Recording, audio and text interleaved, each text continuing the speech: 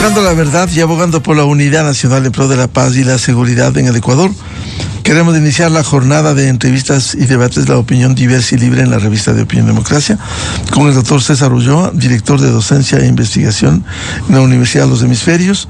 Le invitamos para analizar un tema recurrente en el Ecuador, como sucede hoy: la seguridad, la paz y el desarrollo, libro que se presenta con la coordinación precisamente de César Ulloa. Quisiera empezar con César. ¿Cómo entender los fenómenos de la inseguridad y la violencia en las actuales condiciones que vive el Ecuador? Muy buen día, César. Buenos días, Miguel, un cordial saludo y lo propio a la audiencia que sigue con mucha atención este espacio. Yo quisiera hacer algunas precisiones de cara a un tema de alta sensibilidad porque compromete una serie de causas y también a su vez consecuencias. La primera, que no es un fenómeno exclusivo del Ecuador. Vemos que la inseguridad y la violencia se han posicionado dentro de las principales preocupaciones, si no nos vamos más lejos, de los países de América Latina. Y eso se debe a que este fenómeno está transversalizado por actores que ya no necesariamente se les puede identificar como nacionales, sino que hablamos ya de estructuras mucho más fuertes como el crimen internacional organizado, que en contubernio con las bandas de la delincuencia común han generado, ¿no es cierto?, un ambiente de zozobra, de temor, donde la ciudadanía ha tenido que replantear sus hábitos, costumbres en cuanto a movilidad, ocupación del espacio público.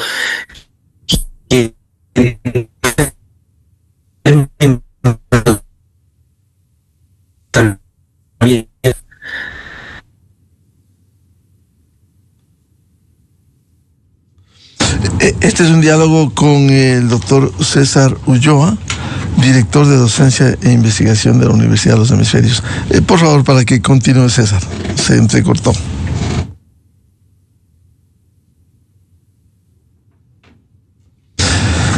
Perdimos la señal. Vamos a retomar con el doctor César Ulloa, académico, analista, escritor, a propósito de la presentación del libro que él ha coordinado, Seguridad, Paz y Desarrollo: cómo entender los fenómenos de la inseguridad y la violencia del Ecuador desde otras perspectivas.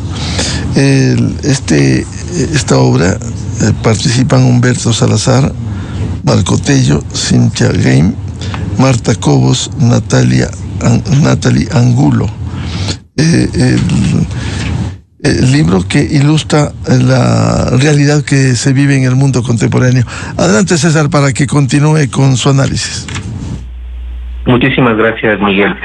Yo lo que advertía es que el Ecuador no solo es un país inseguro, sino que también está ahora atravesado por un tema de violencia, en el sentido que nosotros observamos, ¿no es cierto?, una serie de expresiones que van de la mano con la violencia intrafamiliar, con el comportamiento iracundo, irascible de la gente cuando conduce los vehículos, como una manera de procesar las diferencias a través del conflicto. Y luego el tercer elemento, que no es menor y que sin embargo determina la dificultad de combatir la inseguridad, luego la violencia, es la desconfianza interpersonal. Habíamos nosotros advertido que Ecuador, dentro de los países de América Latina, que son parte del estudio del Latinobarómetro, establecen que apenas 1 de cada 10 ecuatorianos confía en el otro, es decir, el ecuatoriano ni siquiera tiene confianza en su familia. Por lo tanto, cuando se junta inseguridad, violencia y desconfianza interpersonal, hacen que reunamos las condiciones para que el Ecuador sea un caldo de cultivo perfecto para la penetración de las bandas, para que el Estado de alguna manera sea mucho más permeable para fenómenos tan complejos, y que en definitiva tengamos nosotros que tener unas respuestas distintas, como también diagnósticos mucho más amplios para entender el fenómeno, pero también para tratar de confrontarlo, Miguel. Ahora, ¿cómo enfrentar la inseguridad y la violencia desde otras perspectivas? Y ahí quedan algunas interrogantes, como por ejemplo, no solo el tema de la seguridad, sino trabajar como Estado. Bueno, la primera que habría que resaltar es que este libro no desconoce el gran esfuerzo que hacen las fuerzas del orden. Me refiero al trabajo denodado que nosotros vemos que la Policía Nacional despliega, lo propio de las Fuerzas Armadas, sino que al ser un fenómeno de altísima complejidad requiere una visión en conjunto mucho más integral, porque hay cosas en donde si el Estado en apoyo con la ciudadanía no interviene, no puede cambiar absolutamente nada. La primera, que es inevitable, es que nosotros necesitamos otro sistema de administración de justicia.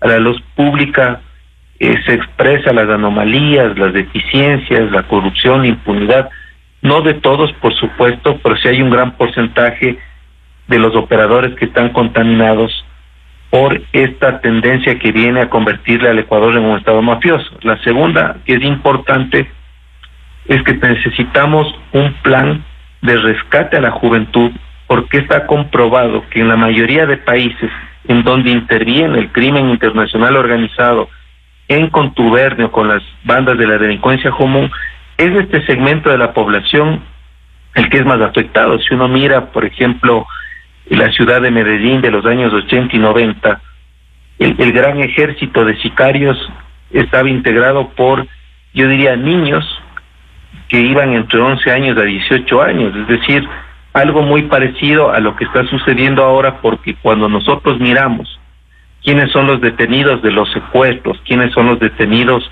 del sicariato, quiénes son los detenidos del expendio de drogas, son niños y jóvenes.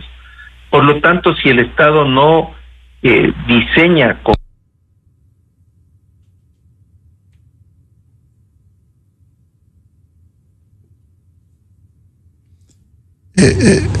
perdimos la señal. Vamos a retomar, César, si nos escuchas, para que continúes con este análisis desde una visión diferente, temas de la inseguridad y la violencia en el Ecuador. A propósito de la presentación del libro Seguridad, Paz y Desarrollo, que ilustra esta realidad que está viviendo el Ecuador,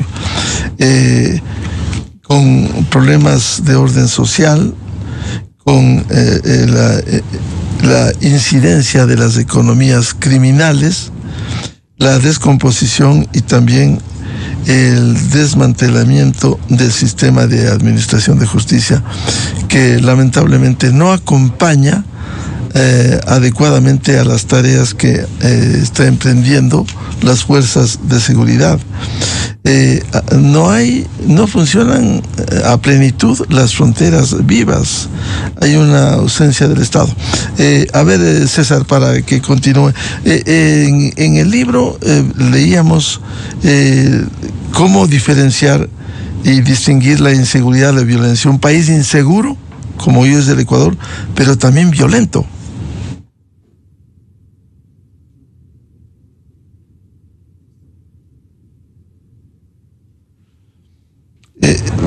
Vamos a retomar la señal con el doctor César Ulloa, director de Docencia e Investigación de la Universidad de los Hemisferios, a propósito de la presentación del libro Seguridad, Paz y Desarrollo, cómo entender los fenómenos de la inseguridad y la violencia en nuestro país desde otras perspectivas, no solo el tema de la incidencia del narcotráfico, la minería ilegal, la narcopolítica y los grupos delincuenciales organizados que son transnacionales.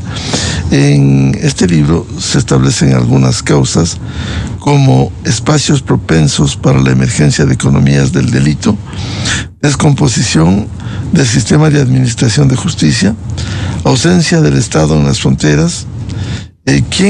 Si no ocupa el Estado, ¿quiénes ocupan? Ocupan estos grupos que tienen economías criminales y que virtualmente tienen controlado a los pueblos, a las comunidades.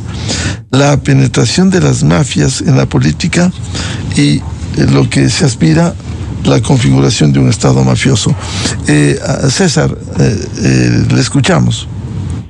Muchísimas gracias, Miguel. Yo creo que una de las causas que de forma determinante establece el éxito que ha tenido el crimen internacional organizado, no solo en realidades como la nuestra, sino donde opera libremente, es la inexistencia de una política social sostenible que no sea el resultado de prácticas asistenciales clientelares, sino que más bien combata con mucha contundencia, por ejemplo, la inequidad territorial, que tengamos un plan a largo plazo, por ejemplo, de fronteras vivas, que tengamos nosotros la posibilidad de que exista una conexión efectiva entre el mundo rural y el mundo urbano, pero sobre todo y además que exista la voluntad política de los distintos actores para que al unísono se logre establecer una política precisamente de seguridad, de combate a la violencia, de tratar de recuperar el tejido social, pero también ahora de defensa, porque se habla mucho de seguridad cuando también vemos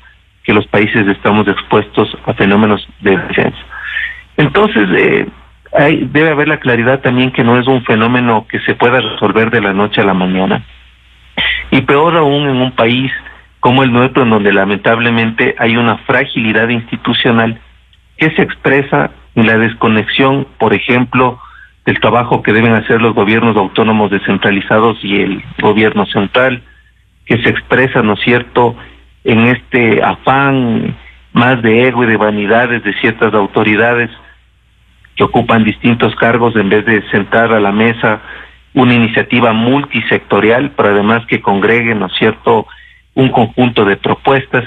Y luego también creo que ha afectado mucho al país esta volatilidad, esta movilidad de las principales autoridades en los cargos que deberían ser el control de mando de un tema tan delicado. Entonces, lo que nosotros expresamos en este libro que se llama Seguridad, Paz y Desarrollo, que el problema hay que mirarlo con mayor amplitud, que no solo debe predominar, como hasta el momento se lo ha hecho, una visión solo securitista, ni tampoco una visión que cree que el problema se resuelve a través de reformas al Código Integral Penal, sino que es una situación que demanda el concurso de profesionales de varias perspectivas. Creo que el diagnóstico no solo se establece a través del seguimiento de la cifra, de la data, que es importante, sino que además la construcción de propuestas debería ir de la mano de un gran acuerdo nacional en donde esté la universidad, sociedad civil, donde estén los gremios, donde estén los gobiernos autónomos descentralizados, donde esté también, por supuesto, la cooperación internacional, y también mirar esas buenas prácticas que en otros lugares, siendo muy eficientes, por supuesto, no iguales a las nuestras, pero que pueden servir de referente para enfrentar de manera distinta estos fenómenos de inseguridad, violencia y de desconfianza interpersonal, Miguel. César, el tema no pasa, como el libro plantea, solo fenómenos de inseguridad y violencia. Los temas sociales que son importantes. Se cita el suicidio como segunda causa de muerte de jóvenes. Cerca de 200,000 bachilleres no acceden al sistema de educación superior por cada año. Por cierto, aquí hay que señalar también, no todos los jóvenes podrán acceder, como en otros países del mundo. Hay carreras técnicas. ¿Por qué no replantear eso a fin de que puedan formarse técnicos y no solo con un título de pregrado y luego de posgrado en carreras a veces que no rinden como eficazmente como la abogacía o otras carreras? Segundo país con niñas y adolescentes embarazadas. La situación de la salud pública. ¿Cómo afrontar estos temas aleatorios a la inseguridad? Bueno, yo siempre he expresado en diversos espacios y ahora más con la posibilidad de que la gente pueda consultar este libro, que por cierto está de acceso abierto. Es un libro que no se vende, más bien nosotros queremos generar más conversación alrededor del tema. Y es que si nosotros no creamos una política integral, sobre todo para la juventud, estamos más bien alimentando las posibilidades de penetración aún mayor por parte de las mafias. Y digo esto de manera concreta porque las cifras, la evidencia nos determina que nuestra sociedad tiene unas patologías muy fuertes. Miguel lo acaba de decir, el Ecuador registra como segunda causa de muerte en jóvenes el suicidio. Quiere decir que tenemos un amplio segmento de la población que no construye un sentido de vida, ni tampoco le ve sentido de vida vivir en el Ecuador. En segundo lugar, ya hemos escuchado en los últimos 3 gobiernos que tratan de fortalecer en cuanto a educación se refiere a este nivel técnico-tecnológico, pero no sucede absolutamente nada, ni siquiera hay un presupuesto definido para los institutos, hablo en el caso público, lo que no sucede con las universidades, que hay un ingreso que se llama el FOPEDEUPO, por ejemplo, ahí ya se establece cómo se distribuyen los recursos. Y luego, en tercer lugar, tenemos también esta distancia entre la oferta académica y el mercado laboral, es decir, proliferan una serie de instituciones, de ofertas de títulos, incluso ahora se ha desvalorizado tanto el posgrado, es decir, antes era el último nivel de formación y ahora esto es una oferta de cualquier cosa. Entonces, un país que no articula el tema de la educación, que no articula el tema del tejido social, de la psicología colectiva, todo lo que tiene que ver con la esperanza, con la calidad de vida de la gente, indudablemente siempre va a estar expuesto a que en este caso los jóvenes, niños y jóvenes, sean reclutados por estas bandas. Cuando uno mira, Miguel, lo que sucede en la zona 8, ¿no es cierto?, la zona de mayor riesgo, peligrosidad en el Ecuador. Pongamos el ejemplo concreto Durán, lo que sucede en Manabí, lo que sucede en algunos lugares de Guayas. Prácticamente las bandas están operadas por jóvenes, quienes ejecutan delitos y que luego se complejizan las cosas con el sistema de administración de justicia por la misma edad que tienen. Entonces yo creo que aquí debería haber una mesa más amplia en donde el Ministerio de Educación, que maneja la educación inicial, el bachillerato, en conexión con la superior, el Ministerio de Cultura, de Deportes, el Ministerio que maneja el área social, y establecer algo muy claro, porque si bien el gobierno ha hecho todos los esfuerzos, y hay que reconocerlo, con una actitud bastante firme de combate al crimen organizado, pero no vemos que este famoso Plan Fénix tenga un ala social. O sea, no tiene un modelo que vaya de la mano, no solo con la parte punitiva, sino también con hacer un país de oportunidades. Y yo creo que el Ecuador, si mantiene esta misma política, lo que nosotros vamos a tener a futuro son los mismos resultados. Pongo un ejemplo. Se puede haber extraditado a Fito, se puede haber detenido, privado de la libertad, juzgado a los lugartenientes, a los líderes de las bandas, pero las bandas no se han desarticulado, ni las bandas más bien se han ampliado. Luego, en segundo lugar, a mí me parece importante que también en este combate tiene que haber una lucha férrea a la economía criminal, a la economía del delito.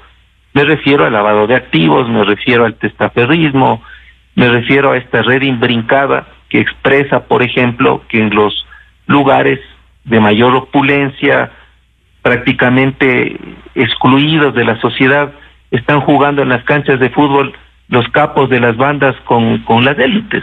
Entonces yo creo que el problema es más complejo y requiere que en la conversación para resolver este problema lo hagamos de una forma más multisectorial y pensando a mediano y largo plazo. No es un problema que se resuelve subiendo, bajando el switcher, Miguel. A propósito de lo que señala César Ulloa, ahora, ¿cuál es el papel que cumplen las élites en el país, los políticos, que siempre miran solo su interés o personal o grupal y no miran el interés de la gran mayoría de ecuatorianos? ¿Cuál debiera ser el papel de las élites y de los políticos? Y ojalá en algún momento se pueda construir políticas de Estado que vayan más allá de las políticas de un gobierno de turno. Bueno, yo soy contundente en el decir que el Ecuador es la consecuencia de hacia dónde van sus élites, y en este caso tenemos unas élites que han fracasado porque si bien no participan en elecciones, sin embargo han sido padrinos, patrocinadores, han sido, ¿no es cierto?, los grandes gendarmes de los políticos que tenemos. Entonces, unas élites irresponsables que ponen los huevos en todas las canastas cuando hay una campaña electoral y apuestan al ganador, no necesariamente al mejor candidato, como ha ocurrido en las últimas elecciones, ha hecho que se vean o se protejan intereses particulares y no se piense en sociedad. Luego, en segundo lugar, hay un deterioro y una descomposición descomunal en la política, y eso vemos, ¿no es cierto?, en los últimos escándalos que no solo nos dicen la política que el Ecuador tiene, sino que nos dice la pésima y la baja calidad de la política, por tanto de la democracia que tenemos. Entonces, si no exigimos nosotros que se tomen algunas correcciones, no solo normativas ni tampoco de diseño institucional, sino que también debe haber un acuerdo ético en el país para que lleguen las personas mejor calificadas, para que lleguen las personas más decentes. Simplemente el Ecuador está configurando lo que yo en el libro explico, y es que nos hemos convertido en un estado mafioso, no en un narcoestado, en un estado mafioso, que significa que, ¿no es cierto?, hay operadores en las distintas funciones del Estado, en los partidos políticos y en lugares de alta responsabilidad, que han creado un contexto que beneficia la impunidad, y por lo tanto estamos expuestos completamente al crimen nacional y al crimen internacional organizado. Entonces, una de las cosas que podría, ¿no es cierto?, mejorar estos fenómenos de inseguridad, de violencia, de delincuencia, es también un acuerdo ético. Y yo creo que si el país no da un paso tan contundente como esto, va a terminar normalizando, naturalizando lo que ahora vemos en el Consejo de Participación Ciudadana, lo que observamos en el Consejo de la Judicatura, en los malos operadores de justicia, en este ambiente circense que vive la Asamblea Nacional. Entonces yo creo que también parte mucho de la solución la actitud de los ciudadanos. Creo que como ciudadanos debemos nosotros también involucrarnos más en la política, involucrarnos más en los problemas, no ser indiferentes ante la desgracia o simplemente alegrarnos que la desgracia todavía no nos toca la puerta. Entonces yo creo que, Miguel, hay que actuar en varios frentes, y esto, insisto, indistintamente de la ideología, de la militancia partidista, el tema de la seguridad debe convertirse en una política de Estado. Si no hay una política de Estado, vamos a seguir ensayando fórmulas o vamos a seguir parchando retazos, y lo que tenemos al final es un número de muertes por cada 100,000 habitantes que nos coloca entre los 5 países con mayor peligrosidad en el mundo, Miguel. César, si hay la configuración de un Estado mafioso, como señala en el libro, ¿cómo enfrentar esta penetración de las mafias en la política ecuatoriana? Bueno, yo creo que hay acciones urgentes, hay acciones de mediano plazo y otras de largo plazo. Dentro de las acciones urgentes está la intervención de manera directa al sistema de administración de justicia. Creo que se necesita un proceso de evaluación en todo, en la judicatura, en las cortes, en la fiscalía. Creo que esa es una acción urgente. Otra acción urgente es que las autoridades de los gobiernos autónomos descentralizados con el gobierno central dejen por fuera de la puerta sus diferencias y comiencen a crear un plan distinto. Digo distinto, ¿por qué? Porque no podemos tener una estrategia nacional cuando los tipos de delito, la recurrencia del delito, la consecuencia del delito es distinta en Imbabura, que en Loja, que en Zamora, que en Guayas, que en Manabí, por poner un ejemplo. Acción urgente. La tercera acción urgente es intervenir el tema de la educación, intervenir en el tema de la educación.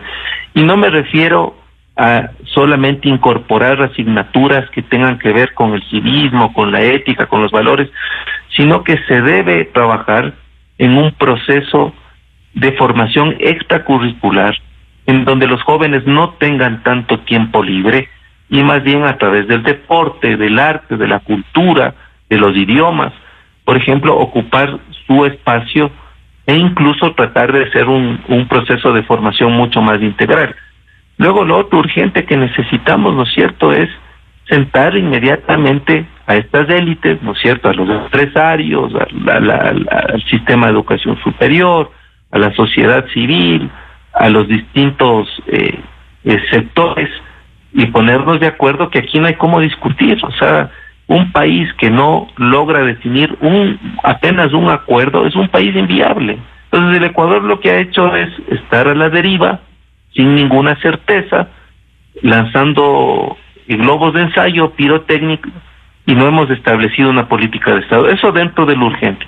A mediano plazo creo que es importante ir construyendo una política social, insisto, que no caiga en la asistencia ni en la clientela, una política social que permita, ¿no es cierto?, enfrentar la pobreza multidimensional. Voy a poner aquí un ejemplo.